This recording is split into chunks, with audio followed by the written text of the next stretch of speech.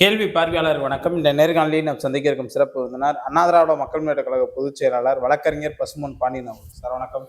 வணக்கம். நமக்குலாம் தெரியும், தொடர்ந்து இந்த தேர்தல் வெற்றிக்கு பிறகு ஒரு மாதமாக நீங்கள் இவிஎம் மீது பல்வேறு சந்தேகங்கள் கிளப்புறீங்க. முக்கியமாக பார்த்தோம்னா தமிழ்நாடு முதலமைச்சர் விஜய் அவங்களுடைய வெற்றியே என்பதே ஏதோ ஒரு தில்லுமுள்ளு நடந்து தான் வெற்றி பெற்றிருக்காருன்னு பல்வேறு காரணங்களில் நிரூபிக்கிறீங்க. தற்போது ஏதாவது புதிய செய்தி ஏதாவது இருக்காங்க சார்?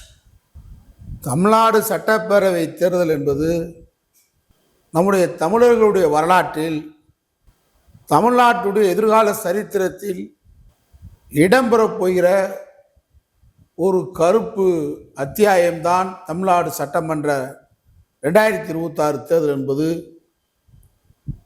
என்னுடைய கணிப்பாகும். பல நூற்றாண்டுகளாக தமிழ்நாட்டில் பிறப்பின் அடிப்படையில் ஏற்றத்தாழ்வை கற்பித்து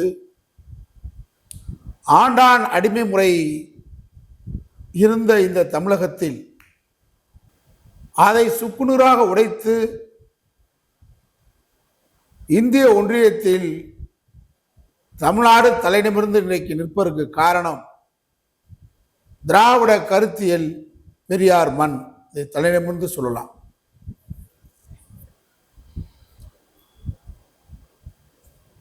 இந்த மண்ணுக்கு எதிரான கொள்கைகளை பரப்புவதற்கு பல்வேறு தளங்களில் முயற்சித்து தோல்வியுற்ற ஆர்எஸ்எஸ், பாஜக இங்கே இந்த தேர்தலில் தமிழனை வீழ்த்துவதற்கு, தமிழை வீழ்த்துவதற்கு, தமிழ்நாட்டு கலாச்சாரத்தை, கருத்தியலை வீழ்த்துவதற்கு ஒரு சரியான பேர்வழியை தேடிக்கொண்டிருந்தது. அந்த பேர்வழிதான் விஜய். அவர் மூலமாக இங்கே ஒரு இவிஎம் இயந்திரம் மூலமாக தந்திரமாக பிஜேபி என்ற பெயரில் அல்லாமல் தாவேகா என்ற பெயரில் ஒரு ஆட்சியை ஏற்படுத்தியிருக்கிறது என்பதுதான் தமிழர்களின் கருப்பு அத்தியாயம் தொடங்கியதாக நான் சொல்கின்றேன். நான் விருப்பு வெறுப்பின்றி நடுநிலையோடு இந்த தேர்தலை உற்று நோக்குகிறேன். ஆண்டாண்டு காலம் திராவிட முன்னேற்ற கழகம் தேர்தலில் வெற்றி பெற வேண்டும் என்று கருதுபவன் நான் அல்ல. திராவிட இயக்கமே தேர்தலில் போட்டியிடாத இயக்கம். நான் ஒரு கருத்தியலுக்காக பேசுகின்றேன். இங்கே கடவுளின் பேரால், ஜாதியின் பேரால், மதத்தின் பேரால் மக்களை பல நூற்றாண்டுகளாக கோவில் இருக்கிற தெருவுக்கு நுழையக்கூடாது என்றும், இவன் தான் பிறவிலே படிக்கக்கூடியவன், இவன் படிக்கக்கூடாதவன் என்றும், இவன் கோவிலுக்குள் தெருவுக்குள் நடக்கக்கூடாது என்றும் ஒரு இழிநிலையை மனுதர்மத்தின் பேரால், கடவுளின் பேரால், ஜாதியின் பேரால், மரணாசிரமத்தின் பேரால் ஏற்படுத்தியிருந்தார்கள். இதை சுக்குநூறாக உடைத்து தமிழன் தலைநிமிர்ந்து இன்றைக்கு வாழ்கிறானா? இந்தியாவில் எல்லா மாநிலங்களும் ஒரு குழப்பமான அரசியலை உருவாக்கிய பிஜேபி இங்கே உருவாக்க முடியாமல் இருந்தது. இன்றைக்கு முதல் கட்டமாக இந்த தேர்தலில் இவிஎம் இயந்திரம் மூலமாக அமித்ஷா, பாரதிய ஜனதா, ஆர்எஸ்எஸ் 2026 தேர்தலில் வெற்றி பெற்றிருக்கிறது. என் பார்வை இதுதான். நான் கண்மூடித்தனமாக, குருட்டுத்தனமாக பேசக்கூடிய ஆள் இல்லை. எங்களுக்கு பெரியார் கற்றுத்தந்த பாதை எதையும் ஏன், எதற்கு, எப்படி என்று கேள்வி. நான் சொல்வதை கூட நீ முழுமையாக ஒத்துக்கொள்ளாதே, சரியா இருந்தால் ஒத்துக்கொள்ளையாட்டு விட்டுவிடு என்று சொன்ன ஐயா பெரியாரின் வழி தொண்டனார். பல ஆதாரபூர்வமான ஆராய்ச்சியின் அடிப்படையில், ஆதாரங்களின் அடிப்படையில் தான் நான் இங்கே இந்த வாதங்களை தொடர்ந்து வைக்கிறேன். பாஜக தந்திரத்தால் விஜய் முதலமைச்சராயிருக்கிறார். இன்னைக்கு கூட உதயநிதி பேசியிருக்காரு. கோமாளி வேஷம் போட்டு அரண்மனைக்கு உள்ள போனவரெல்லாம் அரசனாகி விட முடியாது என்று. நடிகர் விஜய் அவர் மட்டும் கோமாளி வேஷம் போட்டு தலைமைச் செயலகத்துக்கு செல்லவில்லை. அவருடன் இருக்கக்கூடிய கோமாளி அமைச்சர்கள் இது ஒரு கூத்தாடிகள் அமைச்சரவை தான் இங்கே நடந்து கொண்டிருக்கிறது. இவர்கள் முதலமைச்சராக வேடம் தரித்திருக்கலாம், அமைச்சர்களாக வேடம் தரித்திருக்கலாம். RSS கை குழந்தைகள் தான் விஜயும் அந்த அமைச்சரவையும். பாஜக பெற்ற குழந்தைதான் விஜய். EVM பெற்ற ஆட்சிதான் தாவேக ஆட்சி. அதனால முதலமைச்சர் வேடம் நடிகர் விஜய் தரித்தது போன்று இருக்கிறது. இந்த வேடம் கலையும். EVM இயந்திரத்தின் மூலமாக பாஜக ஒரு நிலையற்ற அரசை உருவாக்கி, இங்கே ஒரு ஸ்திரத்தன்மையான அரசு இருக்கக்கூடாது, கட்சி இருக்கக்கூடாது, ஆட்சி இருக்கக்கூடாது. அதற்கு வழி என்ன? சரியான வழியை தேர்ந்தெடுத்து இன்றைக்கு விஜய் இறக்கியிருக்காங்க. இது முழுக்க முழுக்க EVM இயந்திரம் என்பதை நான் பல முறை ஆதாரங்களுடன் சொல்லி வர்றேன். இந்த EVM இயந்திரத்தை எதிர்த்து பேசுறவங்க எல்லாத்தையும் மேலேயுமே ஒன்றிய பாஜக அரசு வழக்கு போடுது. அது தெரியுமா உங்களுக்கு? இந்தியா முழுவதும் EVM இயந்திரத்தை எதிர்த்து யாராவது பேசினால் அவர்கள் மீது அரச பயங்கரவாதம் கட்டவிழ்த்தோடப்படுகிறது.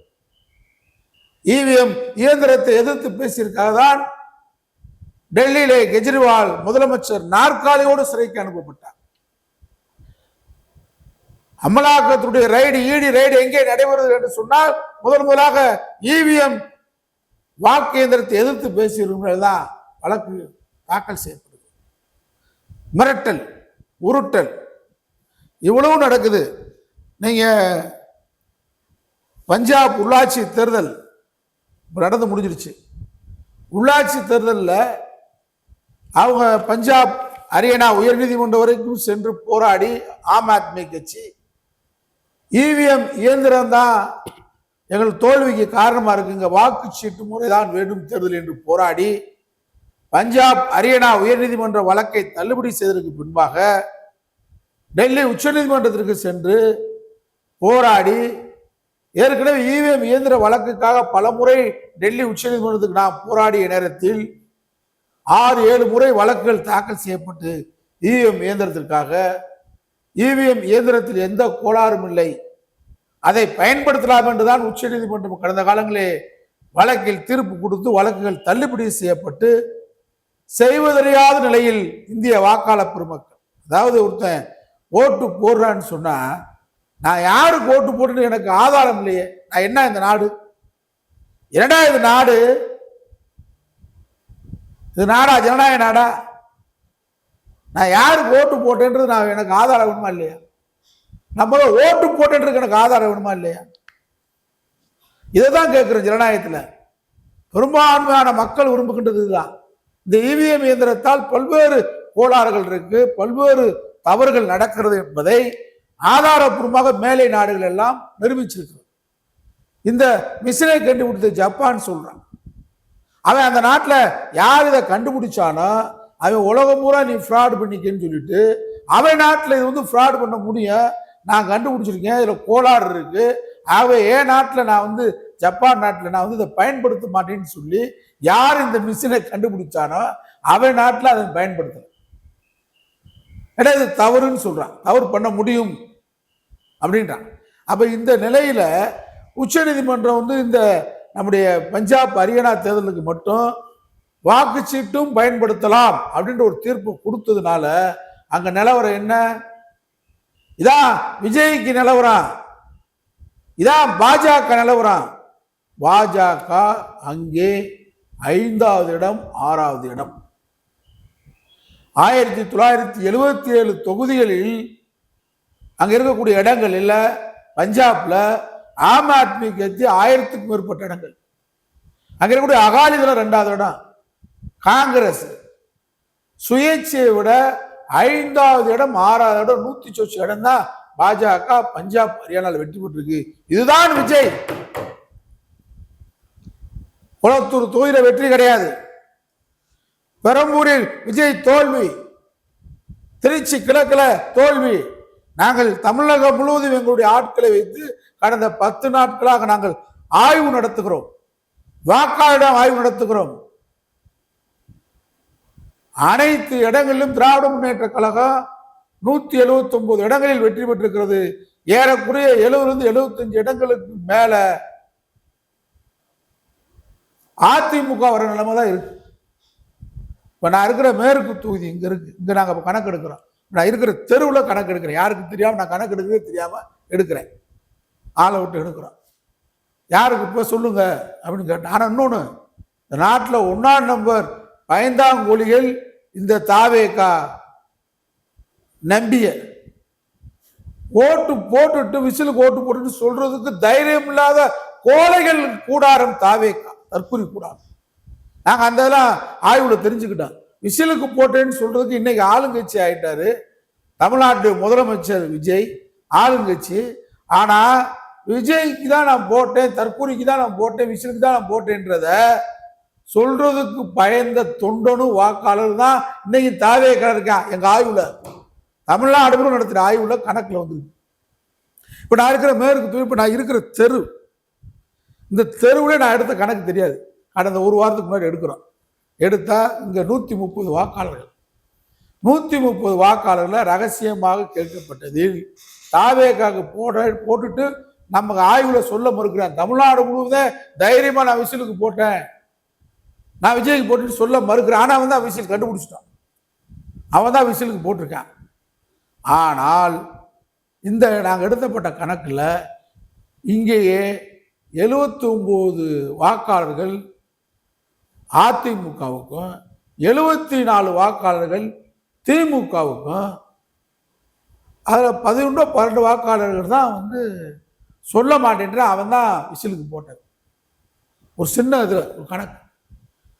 இப்படி தமிழ்நாடு பூரா ஒரு கணக்கு எடுக்கிறோம். ஒரு தொகுதிக்கு 2 பேர் 3 பேர் போய் சாதாரணமாக கிராமங்களில் டீ கடையில் மந்தையில் இருக்கக்கூடிய போக்குவரத்தில் எடுக்கும்போது இங்கே எடுக்கப்பட்ட கணக்கின் அடிப்படையில் திராவிட முன்னேற்ற கழகம் தான் வெற்றி பெற்றிருக்கும். நாளைக்கு நான் சவால் விட்டு சொல்றேன், தேர்தல் ஆணையத்துக்கே சவால் வழக்கு போடுவேன். தைரியம் இருந்தா சேலஞ்ச் பண்ற RSS பிஜேபிய, தமிழ்நாடு அரச, தாவேகாவை, தற்கொலை விஜய. என்ன நான் வந்து தற்கொலை விஜயன்னு சொல்றேன்னு கேட்டா, அறிவாளின்னு யார் ஓட்டு போடல, சிந்தனையாளர் யார் ஓட்டு போடல, கவர்ச்சிக்கு ஓட்டு போடல. எம்ஜிஆர் கவர்ச்சியான்னு கேட்டா கவர்ச்சியும் தான். ஆனா அவர் திராவிட முன்னேற்ற கழகத்தில் கொள்கைவாதி. அவரோட ஒரு அரசியல் கட்சியில் பயணித்தார். ஆனா அவரோட அரசியல் கட்சி தலைவரும் சென்றதால் அவர் கொள்கை பிளஸ் நடிகர், கவர்ச்சி இருந்துச்சு. இவருக்கு முழுக்க கவர்ச்சி தான்.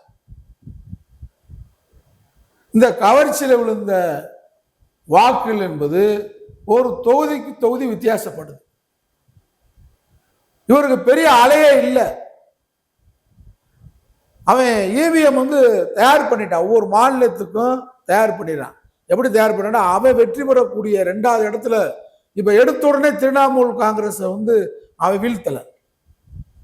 அங்கே அவன் நோக்கம், RSS நோக்கம் கம்யூனிஸ்ட் கட்சியை வீழ்த்த வேண்டும். அப்ப கம்யூனிஸ்ட் வீழ்த்தினா என்ன செய்யணும், திரிணாமுல் காங்கிரஸுக்கு சப்போர்ட் பண்ண, திரிணாமுல் காங்கிரஸை உட்கார வைத்து அங்கே ஒரு சீட்டு கூட மேற்கு வங்காளத்தில் வர முடியாத பிஜேபி அங்கே பல்வேறு சதி வலையில இப்ப கூட திரிணாமுல் காங்கிரஸே உடைச்சு 80 சீட்டு வந்திருக்காங்க. அதுல 60 சீட்டு வந்து 60 சீட்டுக்காரன் ஒருத்தர் உடைச்சு எதிர்கட்சியா கூட திரிணாமுல் காங்கிரஸ் தலைவி நம்முடைய மம்தா பானர்ஜி உட்கார வைக்க கூடாதுன்னு சொல்லி இந்த வேலையை பண்ணியிருக்காங்க. மொத்தம் முடிச்சு விட்டுருது. அங்க பாஜக பொறுத்தவரை அவங்க 2வது இடத்துக்கு வர முடியாத இடங்கள் எல்லாம், மக்கள்கிட்ட பெரிய சந்தேகம் வந்துருக்கிற இடங்கள்லாம் வேற ஒரு கட்சியை உட்கார வச்சுட்டு அப்புறம் தான் அவங்க வந்து உட்காருவாங்க. இது திரிணாமுல் காங்கிரஸுக்கு அங்கே நிலை ஏற்பட்ட நிலைமுறை. இந்த தடவை போன தடவை 2வது இடத்து வர மாதிரி காமிச்சுக்கிட்டாங்க. இந்த தடவை முழுக்க காலி பண்ணிட்டு திரிணாமுல் காங்கிரஸை காலி பண்ணிட்டு EVM இயந்திரத்தால் தான் மேற்கு வங்காளத்தில் ஆட்சியை பிடித்திருக்கிறது பாஜக. தேர்தல் வைங்க பார்ப்போம். வாக்குச்சீட்டு இயந்திரத்தில் திரிணாமுல் காங்கிரஸ் வெற்றி பெற வைங்க பார்ப்போம். அவங்கள மீறி வெற்றி பெற்றுங்க பார்ப்போம். நடக்குமா? நடக்காது. நீங்க அங்க பார்த்தீங்கன்னு சொன்னா அவங்க திரிணாமுல் காங்கிரஸ் தலைவி நம்முடைய மம்தா பானர்ஜி சொல்றாங்க, அவங்க வாக்கு எண்ணிக்கையில பார்த்தா தொடர்ச்சியா வந்து 5 ரவுண்டு வர வரைக்கும் அவங்க தான் முன்னிலை. அவங்க தொகுதியில அவங்க தான் முன்னிலை. ஆனா கடைசியில் அவங்கள தோக்கடிக்கிற மாதிரி இவிஎம் இயந்திரத்தில் பண்ணிட்டாங்க. காங்கிரஸ் இந்தியா முழுவதும் பிஜேபி வருவதற்கு துணையாக இருக்கிறது. எங்கேயுமே அவங்க வந்து கொள்கை ரீதியாக காங்கிரஸ் நிக்கல இந்தியாவில். அது மாதிரிதான் பினராயி விஜயன் தோற்கடிக்கப்பட்டிருக்கான இவிஎம் இயந்திரம் தான். 3 முதலமைச்சர்கள் தான் இந்தியாவிலேயே பாஜக கொண்டு வரக்கூடிய திட்டங்களை எதிர்த்தவர்கள், கடுமையாக எதிர்த்தவங்க. மம்தா பானர்ஜி, பினராயி விஜயன், நம்முடைய மு.க. ஸ்டாலின் அவர்கள் 3 முதலமைச்சர்களை திட்டமிட்டு இவிஎம் இயந்திரத்தால் தோற்கடிச்சிருக்காங்க. பெரிய மக்கள்கிட்ட வந்து இந்த 3 முதலமைச்சர் போல பெரிய வெறுப்பு அலையெல்லாம் இல்லை. முதல் அது தெரிஞ்சுக்கிறது. பெரிய புரட்சிலாம் அங்கே வரல. ஒரு முதலமைச்சருக்கு எதிராக மணிப்பூர்ல ஏற்பட்டது மாதிரி வந்திருக்கு. ஏற்பட்டுச்சா பிரச்சனை? மக்கள் பிரச்சனையே பெரிய அளவில் எங்கேயுமே போராட்டங்கள் வெடிக்கல. அந்த அளவுக்கு இந்த 3 முதலமைச்சர் மேல மக்கள்கிட்ட வெறுப்பு கிடையாது. திட்டமிட்டு இவிஎம் இயந்திரத்தில் இந்த 3 முதலமைச்சர் தான் பாஜக கொண்டு வருகிற அனைத்து திட்டங்களையும் எதிர்க்கிறார்கள். இவங்க 3 பேரையும் தோற்கடிக்கணும்னு சொல்லி கட்சியை தோற்கடிக்கிறத விட இந்த 3 பேர் முதலமைச்சர் தொகுதியை இவிஎம் இயந்திரம் தான் தோற்கடிச்சிருக்கு. இதுல ஒண்ணு வழக்கு போடுங்க பார்ப்போம். அதை விட நீங்க இந்த விஜயை உருவாக்குனது RSS தான் சொன்னா சில முற்போக்கு சக்தி எல்லாம் இல்ல, அவர் வந்து ஆக்க சக்தி, இந்தியாவின் தமிழகத்தின் ஒரு அழிவு சக்தி, பேரழிவு சக்தி விஜய் என்பதை நான் திரும்ப திரும்ப கோடிட்டு காட்டுகிறேன், அழுத்தமாக பேசுகிறேன் என் பேட்டியில பூரா. இன்னைக்கு போயிருக்கிற இன்னைக்கு தாவேக்கு ஆதரிக்கூடிய அனைவரும் கதறி வெளியே வராட்டி என் பேரை மாத்திக்கிறது. கொதறிடுவார் விஜய். கொள்கையில கொள்கைவாதியை இருக்க முடியாது, தமிழ்நாட்டில் வாழ முடியாது. மத நல்லிணத்துக்கு எதிராக விஜய் அரசு செயல்பட போகிறது. குறைந்தபட்சம் கொள்கை அம்ச திட்டங்களே இல்லாமல் முழுக்க முழுக்க RSS பிஜேபியின் குழந்தையாக, இன்னும் சொல்ல நாசகார பேயாக, பிசாசாக இந்த தாவேக்கு அரசு செயல்பட போகுது. சார், முக்கியமா பார்த்தோம்னா திமுகவுடைய பொருளாளர் TR பாலு அவர்கள் இந்த ஆட்சி நீடிக்காதுன்னு ஒரு கருத்தை வைக்கிறார். நிச்சயம் நீடிக்க கூடாது, நீடிக்காதுன்னு அவர் சொல்றாரு. இந்த ஆட்சி ஒவ்வொரு நொடியும் நீடிப்பது தமிழ் மன்னருக்கு, தமிழ்நாட்டிற்கு, தமிழ்நாட்டு மக்களுக்கு விரோதமான மிக மிகப்பெரிய ஆபத்தான ஆட்சி. அவங்களோட கூட்டணி கட்சிலாம் ஸ்ட்ராங்கா இருக்காங்களாங்க சார்? இனிமே கூட்டணி பத்தி நீங்க பேசக்கூடாது. திமுக வேறு, கூட்டணி வேறு. ஆனா அதை பத்தியே சொல்லக்கூடாது, கருத்து சொல்ல வேண்டியதே இல்லை. திமுக கூட்டணியே இல்லை. இப்ப தாவேகா கூட்டணி சொல்றேன். தாவேகா கூட்டணி அவங்க வந்து அதான் கதறி கொதறி வெளியே வர போறாங்க. விஜயால் கொதறப்பட்டு இவங்க கதறி வெளியே வரக்கூடிய காட்சி வெகு விரைவில் இருக்கும். எந்த இதுலையும் உறுதியா இருக்க பொருள். நான் பகிரங்கமா கேட்கிறேன், திருப்பரங்குன்ற விவகாரத்துல நேற்றைக்கு உயர்நீதிமன்ற மதுரை கிளை கேட்டிருக்கு, புதிய அரசு தாவேக அரசுடைய தற்போது நிலை என்னன்னு கேட்குது.